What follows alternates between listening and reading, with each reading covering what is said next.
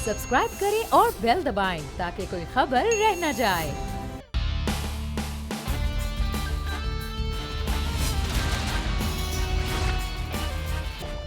अस्सलामुअलैकुम। The special report with Mudassar Iqbal के साथ हाजिर खिदमत है। नाज़रीन, पाकिस्तानियों को मुबारक हो कि पाकिस्तान में इस वक्त तरक्की हो रही है, पाकिस्तान आगे बढ़ रहा है।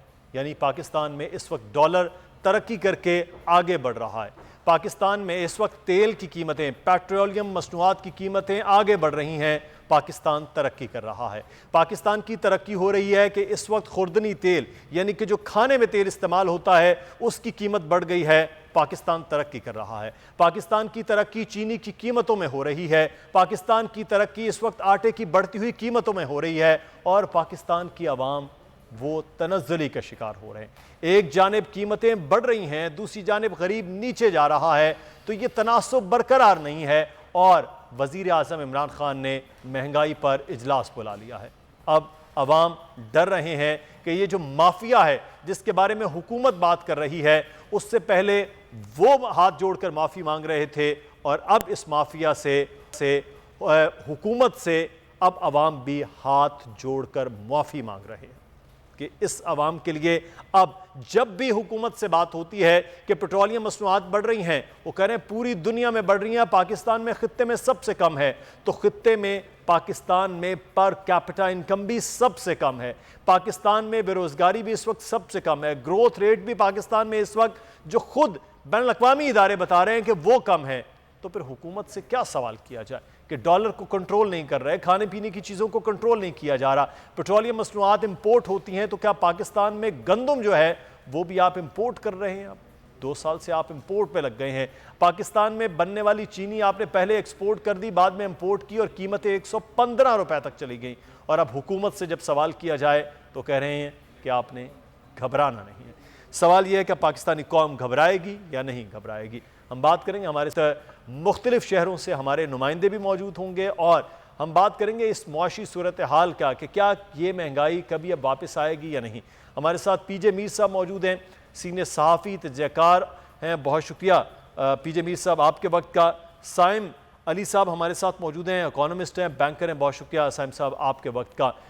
पीजे मीर साहब आपसे आगाज़ करते। सर, एक आम आदमी है, उसके लिए तो चांद भी रोटी की तरह नज़र आता है। उसके लिए कि डॉलर कब बढ़ रहा है कब कम हो रहा है, ये बात का फ़लसफ़ा होता है कि रात को उसने अपने घर में बच्चों के लिए रोटी का इंतज़ाम करना है। ये पहला मरहला है। तो इस वक्त जो सूरत हाल चल रही है, आप समझते हैं कि ये जो 173-74 पे डॉलर अब जा रहा है, वो उसके बाद कोई महंगाई में कमी का कोई नुस्खा हुकूमत के पास 3 साल में है? ये आपके मैंने आपका बड़ा अच्छा एक बड़ा सेंसिटिव प्रोलोग, आपका बड़ा एक मैं समझता हूँ कि टचिंग चीज है। लेकिन मुसीबत पता है हमारे में क्या है कि हमारा जो मर्जी हुक्मरान आया वो अवाम के साथ सच बोलने की जुर्रत नहीं रखता। वो लॉलीपॉप्स देता है आने से पहले, और जब एक क्राइसिस होता है उसके अंदर इंस्टेड के आप फेस करें जो सच्चाई है, आप और लॉलीपॉप्स दे देते हैं। अब द क्वेश्चन इज, महंगाई पूरी दुनिया में होती है और होती रहेगी।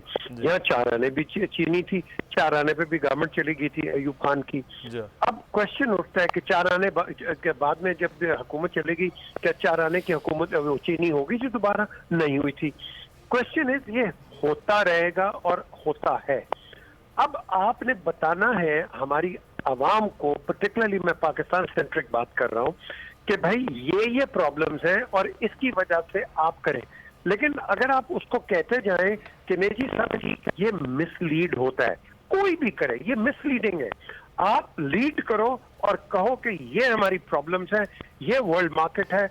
आपका एडिबल ऑयल आप देखो कितना महंगा हो गया है, आपकी हर चीज आप इंपोर्ट का उसका महंगा है। दुनिया में तेल आप देख लो हर जगह है, 4 बिलियन बैरल्स एक दिन में इस्तेमाल होते हैं पूरी दुनिया में, 64। आपके पास रह कितना गया तेल? 1.5 ट्रिलियन, दैट्स इट। उसके बाद ये 2047 या 2050 तक तो आपका तेल खत्म हो जाएगा।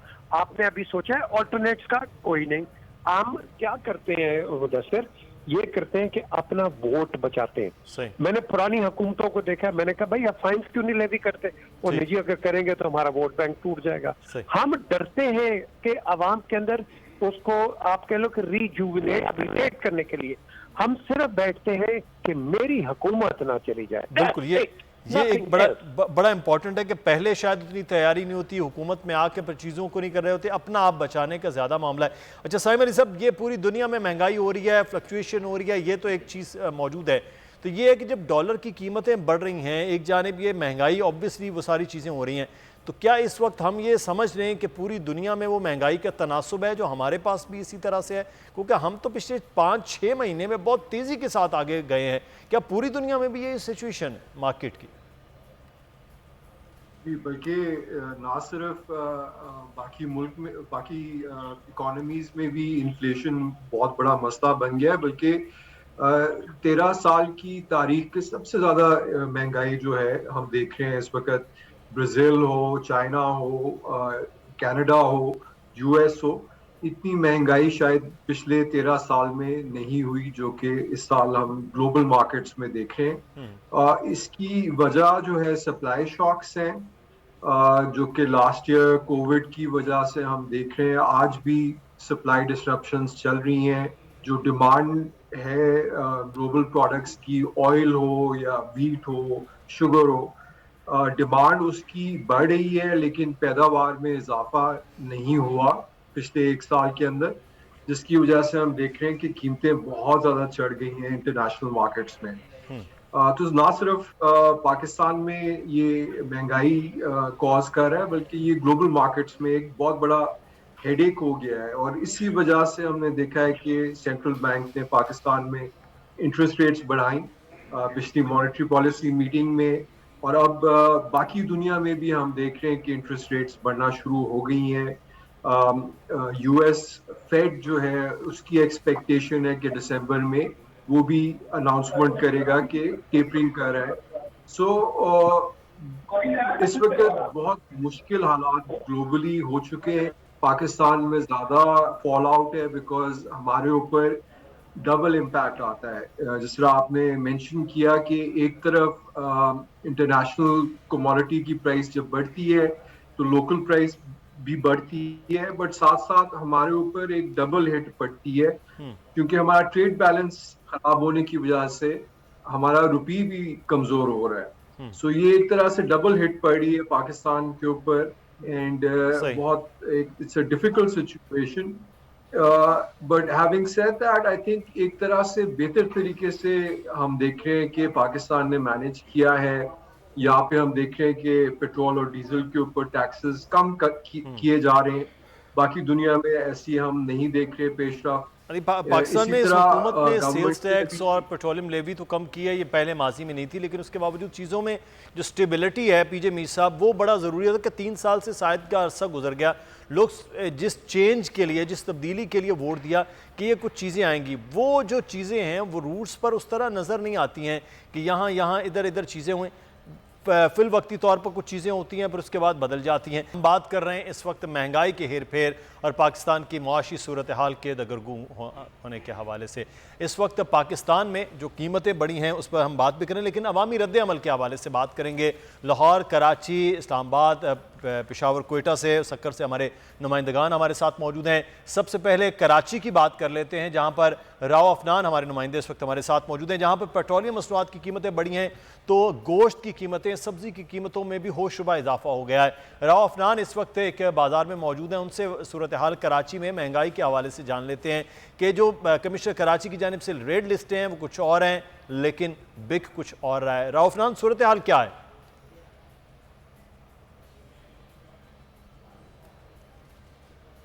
जी बिल्कुल, महंगाई का पानी अब सर से ऊपर चढ़ चुका है और शहरियों की क़ुव्वत ख़रीद से बाहर खरदोनोश अशिया हो चुकी हैं। सब्ज़ियाँ भी जो गरीब आदमी वो नहीं ख़रीद सकता। कैमरामैन साजिद कमाल आपको दिखाएं, हम सब्ज़ी के स्टॉल पे मौजूद हैं और अगर पूरे बाज़ार की तरफ नज़र दौड़ाई जाए तो कोई ख़रीदार नज़र नहीं आ रहे। कमिश्नर कराची की रेट लिस्ट के मुताबिक बाज़ारों के अंदर 36 रुपये किलो के अंदर आलू फ़रोख्त होना चाहिए, जबकि 40 रुपये में फ़रोख्त हो रहा है। इसी तरह बात की जाए फूल गोभी की तो उसकी 73 रुपये किलो है, जबकि मार्केट के अंदर 85 से 90 रुपये के अंदर दस्तयाब है।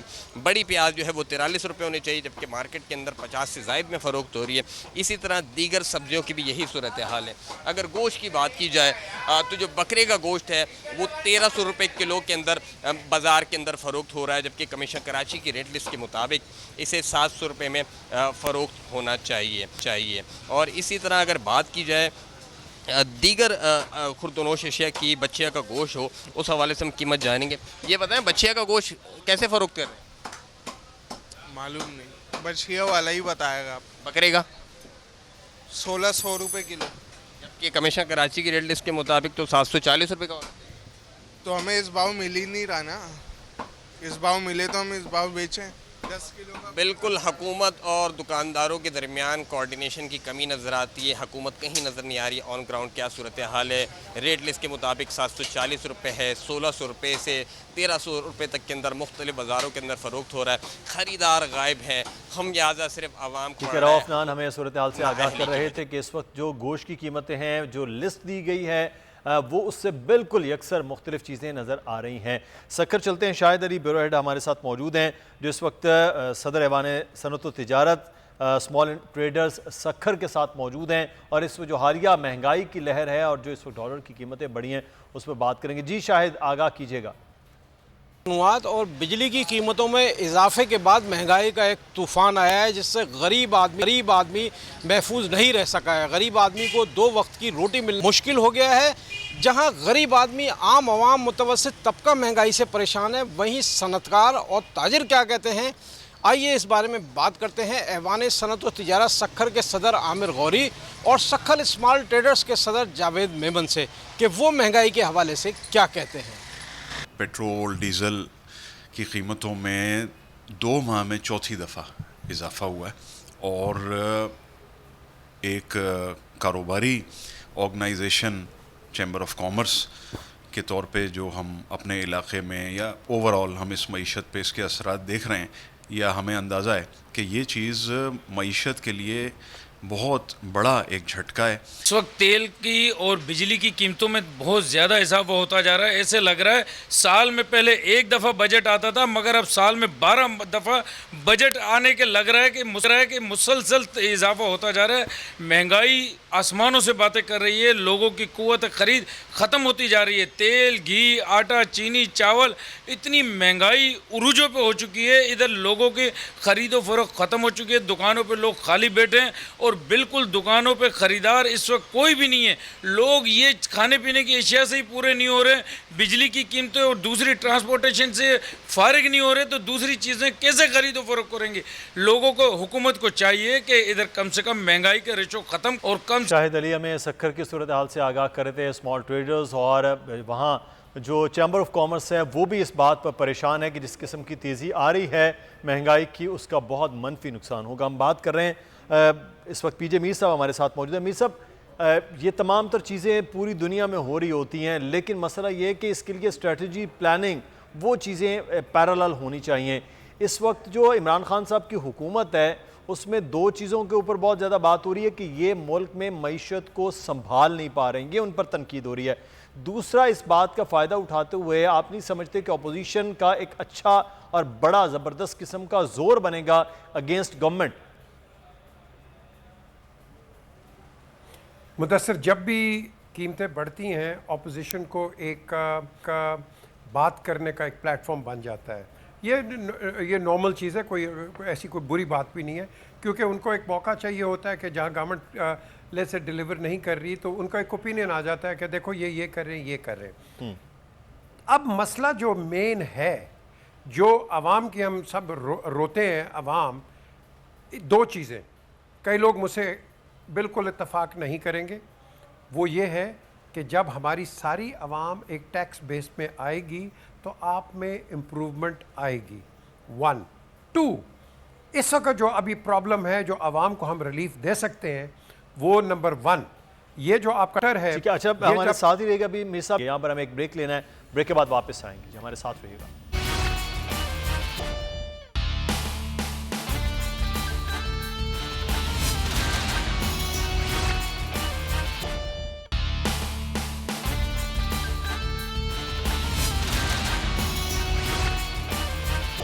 ब्रेक के बाद आपको खुश आमदीद कहते हैं। एक जानिब हम ये देख रहे हैं कि हुकूमत बार बार एक ही बात कर रही है और वो है कि माजी के हुक्मरानों ने जिस तरह से अपने असासों में इजाफा किया है वो गैर कानूनी थे, जिसका सिलसिला आपको याद होगा कि जब शुरू हुआ था पनामा पेपर्स का और उसके बाद फिर वज़ीर आज़म उस वक्त के मियाँ नवाज़ शरीफ वो उन चीज़ों को साबित नहीं कर पाए थे और उसके बाद वो भी अकामा की सूरत में वो निकलते हुए। लेकिन उसके बाद फिर नैब ने बहुत सी तहकीकात की जो केसेस बहुत पुराने चले आ रहे थे शरीफ ख़ानदान के हवाले से, और इसी तरह से जरदारी साहब के हवाले से भी नैब इस वक्त केसेस को लेकर चल रहा है। फिर उसके बाद शहबाज शरीफ साहब के हवाले से चीज़ें सामने आई कि उनकी जो करोड़ों रुपए की जो टीटीज़ हैं उसमें तमाम तर ये अमल शामिल है कि उनकी फैमिली, उनके बच्चे, उनके दामाद, उनकी जो अहलियाँ हैं वो उनके साहबजादी सब के नाम सामने आ रहे थे और अब उनके असासों के मुंजमद के हवाले से भी बात हो रही है। हम बात करेंगे। इस वक्त हमारे साथ मौजूद हैं ये मीर साहब भी और हमें ज्वाइन किया है इस वक्त माहिर कानून वकास अब्रेज़ साहब ने। बहुत शुक्रिया आपके वक्त का। अच्छा, एक चीज़ जो बैरिस्टर साहब मैं आपसे आगाज़ करना चाहूँगा, नैब का काम है कि वाइट कॉलर क्राइम जो है वो पकड़ना, हुकूमतें उसमें मुआवन होती हैं क्योंकि उनके पास वो तमाम तर चीज़ें होती हैं, तमाम इदारे। लेकिन अब इस सारे केस को अगर ये देखा जाए तो ये ऐसा लग रहा है कि नैब के होने वाले ये केसेस पॉलिटिसाइज हो गए हैं और पॉलिटिकल मामला ये बन गया है। थोड़ा सा हमें वजाहत कीजिएगा, ये जो केस नैब ने अगेंस्ट मियाँ शहबाज शरीफ या उनकी फैमिली के ख़िलाफ़ बनाया है और वो इस चीज़ को साबित नहीं कर पा रहे हैं, ये वाकई ये केस है, ये टेक्निकली इतना उनको कर दिया गया है क्लोज़ कि वो अब वो चीज़ें मांग रहे हैं नैब जो उनके पास हो ही नहीं सकती। इसको थोड़ा सा मुझे कानूनी और तकनीकी पहलुओं से आगाह कीजिएगा। Thank you so much for taking my perspective on such A important issue. देखिए, शहबाज शरीफ साहब पे इससे पहले भी 9 केसेस मौजूद हैं जिसमें रमज़ान शुगर मिल है, चौधरी शुगर मिल है और दीगर आमदन से ज़्यादा असासे हैं, 56 कंपनी साफ पानी, उनके अंदर भी और इन केसेस के अंदर भी जो चीज़ इनके अंदर कॉमन नज़र आती है वो ये कि इनके उनसे यही पूछा गया था कि आपके ये जो एसेट्स हैं ये आपने कहाँ से बनाए। और इस केस के अंदर स्पेसिफिकली मैं बात करूंगा कि assets beyond known source of income, secondly money laundering के हवाले से और टीटीएस के हवाले से जो आज केस था, इसमें शहबाज शरीफ साहब से सिंपली ये पूछा गया था कि जो आपकी मिसेस के नाम पे या आपकी फैमिली के नाम पे असासे बनाए गए हैं, आप सिर्फ उनके जो सोर्सेज हैं वो हमें प्रोवाइड कर दें। तो इसमें अक्यूज पर्सन की ये लाइबिलिटी है जो कि नैब लॉ के तहत, वैसे तो जो प्रिंसिपल ऑफ नेचुरल जस्टिस है और एट द सेम टाइम हमारे दूसरे दीगर क्रिमिनल लॉज हैं, उनके तहत बर्डन ऑफ जो प्रूफ है वो हमेशा कंप्लेनेंट पे आता है कि वो प्रूव करेगा, लेकिन इसमें अक्यूज पर्सन पे रखा गया नैब लॉ में। लिहाजा शहबाज शरीफ साहब वो तमाम सोर्सेज, वो तमाम ज़राए बताएंगे जिनसे उन्होंने अपने मिसेस के नाम पे, अपनी फैमिली के नाम पे ये एसेट्स बनाए हैं। लिहाजा अभी तक की जो डेवलपमेंट है इस केस में, शहबाज शरीफ साहब के जो एसेट्स थे वो फ्रीज कर लिए गए हैं, जो कि नैब के चेयरमैन के पास सेक्शन 12 के तहत ये अथॉरिटी मौजूद है कि अगर उसे लगे कि इनके पास इनफ मटीरियल या कोजेंट या प्लाजिबल एविडेंस है कि कल को इस केस के अंदर इनको कन्विक्ट करेंगे तो ऐसे एसेट्स जो इनको फ्रीज कर सकते हैं ताकि मुल्जिमान ये एसेट्स ना बेचें।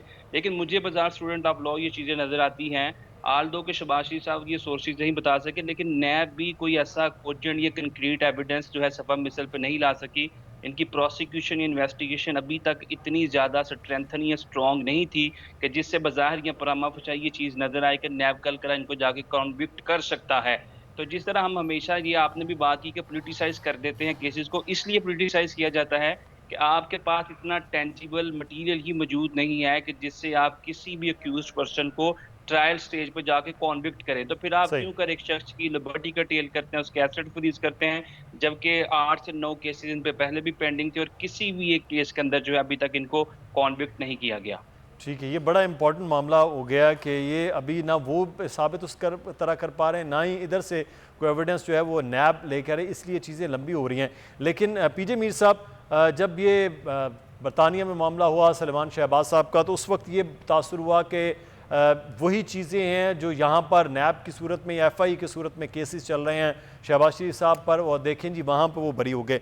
अब उसको पोलिटिसाइज़ किया गया कि जनाब ये मामला सिर्फ़ और सिर्फ विक्टिमाइज़ करने की कोशिश की जा रही है इस हुकूमत की जानिब से। अब हमारे यहाँ तो कोई कानूनी मामला होता है, उसको इतना ज़्यादा वो आप बात की जाती है कि वो फिर ऐसे लगता है कि शायद ये पॉलिटिकल मामला है। सादा केस है कि आप अपने सोर्सेज बता दें और वो सोर्सेज बताने में नाकाम है। अब इस चीज़ को, इस केस को क्या कहा जाए?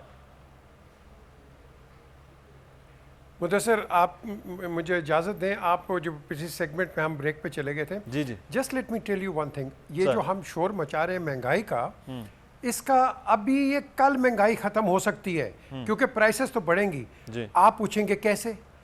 आपका जो ये ट्रांसपोर्टर है जो इसको अलाउड है इंटरनेशनली ₹1 ट्रांसपोर्टेशन का, ये ₹4 इस्तेमाल कर रहा है, ₹4, ऐसे। जो कि मिलियंस ऑफ डॉलर्स में जाके आवाम पे ये पड़ता है। एक दूसरा, जब रिफाइनरी में जाता है, रिफाइनरी में ये ₹2 और उस पर लगा देते हैं और वो सारा मलबा जो है आवाम पे जाता है, ये भी मिलियंस ऑफ डॉलर्स पे जाता है। अब ये गवर्नमेंट इन्वेस्टिगेट करे ना भाई कि किसने इजाज़त दी है कि ट्रांसपोर्टर्स को ₹4 तुम दो, जब ₹1 आपने देना है 4 क्यों दे रहे हो? रिफाइनरी को कुछ नहीं देना, ₹2 क्यों दे रहे हो?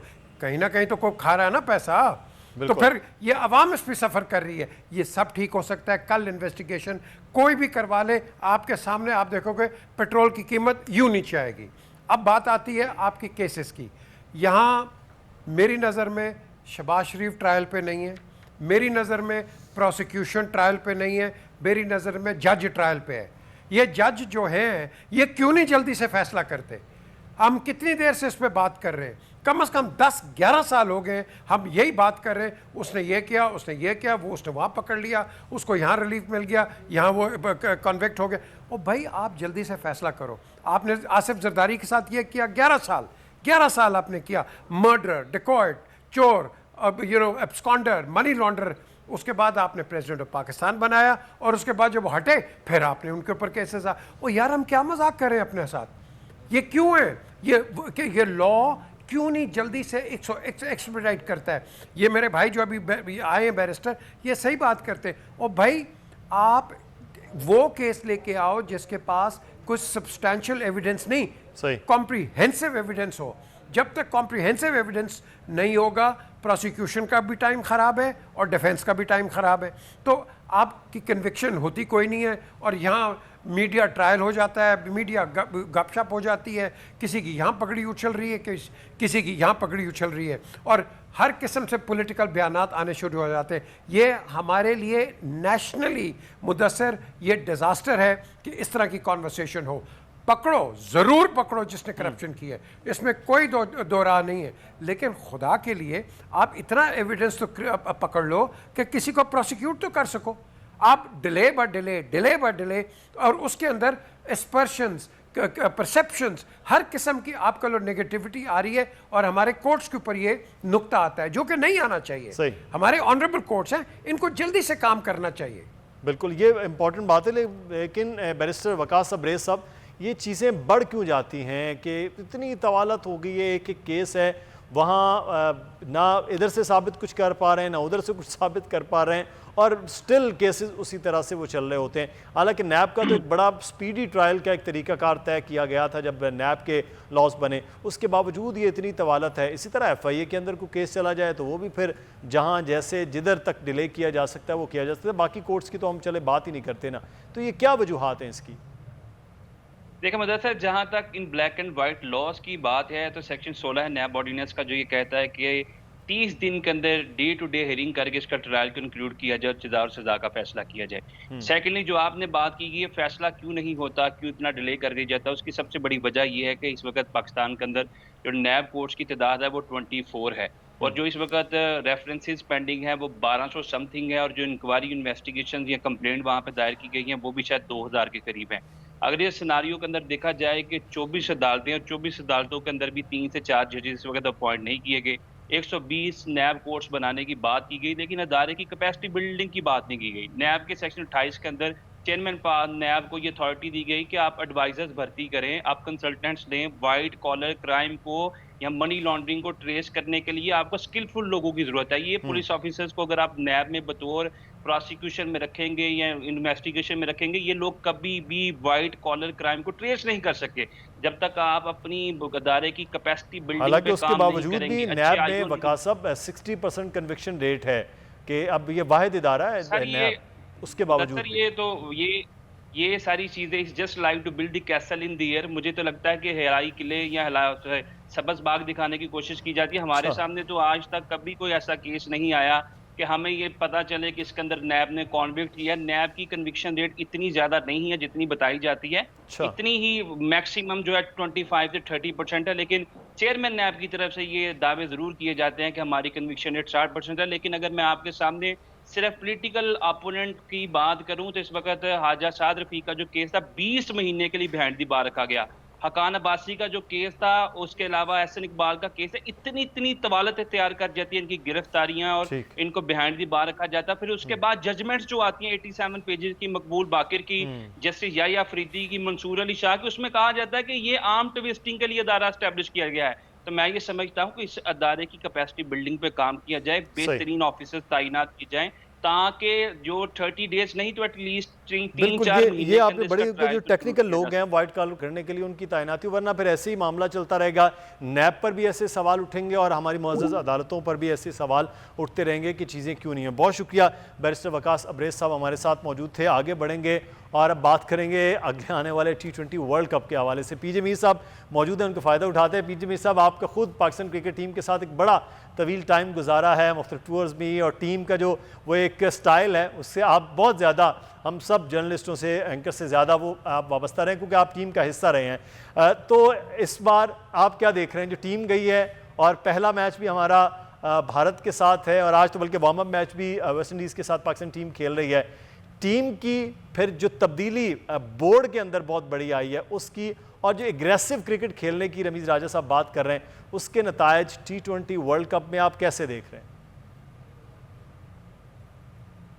देखिए, एक तो अभी मैं इसको 100% कंफर्म करूंगा। मेरे पास आज ही मेरे प्रोग्राम में कुछ टेस्ट क्रिकेटर्स आए, उन्होंने बात की कि जी रमीज़ जो है वो खुद सिलेक्शन कर रहे हैं।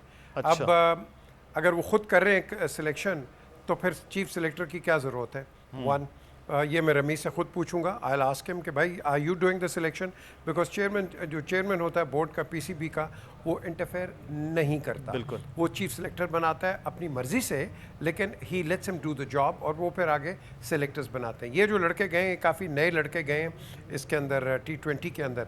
अब हमें देखा जाएगा, आज जो प्रैक्टिस मैच अभी आपने कहा है वेस्ट इंडीज़ के साथ, ये प्रैक्टिस मैच में हम देखेंगे, इनको गेज करेंगे कि क्या है, क्योंकि इस प्रैक्टिस मैच में हर लड़के को असेस किया जाएगा क्या ये are they up to the big match temperament या नहीं।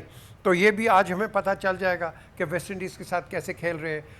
साथ आप वेस्ट इंडीज़ को ले लो, वो 42 ईयर ओल्ड गेल को भी वापस ले आए और उसको पाया कि वो वेस्ट इंडीज़ की क्रिकेट चेंज करेंगे। लेकिन as far as Pakistan is concerned, मैं समझता हूँ, देखो, एक तो हमें नुकसान हुआ है कि 5 साल के बाद ये BCCI ये इसकी होस्ट है, board of cricket for cricket in India, ये इसकी होस्ट है। इंडिपेंडेंट न्यूट्रल पे चले गए बिकॉज ऑफ कोविड। लेकिन यहाँ हमें जो नुकसान हुआ है वो विड्रॉल ऑफ न्यूजीलैंड टूर और इंग्लिश टूर, ये इंग्लैंड टीम के जो टूर होने थे, ये हमारा एक बेस बनना था, तकड़ा बेस, कि जिसमें हमारे लड़कों को कुछ ज़्यादा अच्छी एक तो इंटरनेशनल एक्सपोजर मिल जाता था दोनों की टीमों के साथ, और दूसरा ये कि आपका एक रिदम क्रिएट हो जाना था। अब इतनी जल्दी अल्लाह करे इन लड़कों के रिदम्स हो, क्योंकि ये जितना मर्जी अच्छा प्लेयर हो, अगर आपका बैड पैच आया हुआ है और आपका रिदम नहीं है, जो मर्जी आप ले लो, आप आगे परफॉर्म नहीं कर सकते। सो रिदम बिल्डिंग के लिए एक तो ये प्रैक्टिस मैचेस भी होते हैं, लेकिन उससे पहले आपकी होम सीरीज भी होती है जिससे पाकिस्तान को महरूम रखा गया। तो I hope Pakistan performs well, but at the end of the day वो तो उस दिन बताएगा कि which team is the best team. बिल्कुल सही है। अच्छा, ज़ुखरुफ मुमताज़ खान हमारे साथ मौजूद हैं, क्रिकेट एक्सपर्ट भी हैं और एंकर पर्सन भी हैं स्पोर्ट्स के। बहुत शुक्रिया ज़ुखरुफ आपके वक्त का। ज़ुखरुफ, पाकिस्तान टीम अपने नेशनल T20 में कुछ जो जिनकी परफॉर्मेंस थी उस बेस पे पूरी टीम जो है वो भी चेंज हो गई, और अब जो टीम है वो कदरे लोगों की भी है, तवक्कुआतें को ज़्यादा बेहतर टीम गई है। लेकिन जो पाकिस्तान को फ़ायदा होता है वो है UAE की ग्राउंड्स का, कि पाकिस्तान वहाँ बहुत ज़्यादा खेलता है, कंडीशंस कदरे पाकिस्तान से वो बेहतर रहती हैं। अब आप इन जो सूरत हाल है उसको कैसे देख रहे हैं कि पाकिस्तान की टीम की परफॉर्मेंस ओवरऑल, और स्पेशली जब ये नेक्स्ट संडे में पाकिस्तान पहला मैच खेलने जा रहा है इंडिया के साथ? जी मुदस्सिर भाई, सबसे पहले तो बहुत बहुत शुक्रिया, थैंक यू सो मच। देखिए जी, सबसे पहले तो अच्छी बात यह है कि ICC का जो इवेंट है 2019 के बाद अब वो होने को जा रहा है।